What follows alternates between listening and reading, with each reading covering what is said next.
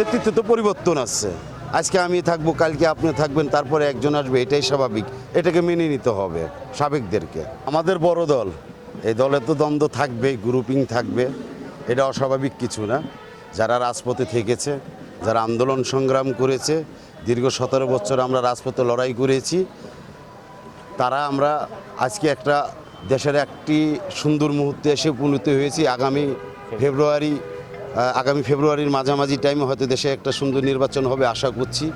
তো প্রিয় ভাইয়েরা, আমাদের দলে দেখেন বড় দল, গ্রুপিং থাকতেই পারে, তাদেরকে আমরা আহ্বান করছি তারা যেন আমাদের সাথে অ্যাক্টিভ হয়ে কাজ করে। সামনে যেহেতু আমাদের নির্বাচন, তাদেরকেও আমরা সাথে পাশে চাই। এখন যদি কেউ না আসে এটা তার ব্যক্তিগত ব্যাপার, কিন্তু আমরা মহানগর বিএনপি, আমরা চন্দ্রিমা থানা বিএনপি কাউন্সিল করছি, আমরা সবাইকেই ডাকছি। আর বিগত দিনে ধরুন যারা রাজনীতি করেছিল তারা দীর্ঘদিন ছিল, তো নেতৃত্বে তো পরিবর্তন আসছে। আজকে আমি থাকবো, কালকে আপনি থাকবেন, তারপরে একজন আসবে, এটাই স্বাভাবিক। এটাকে মেনে নিতে হবে সাবেকদেরকে।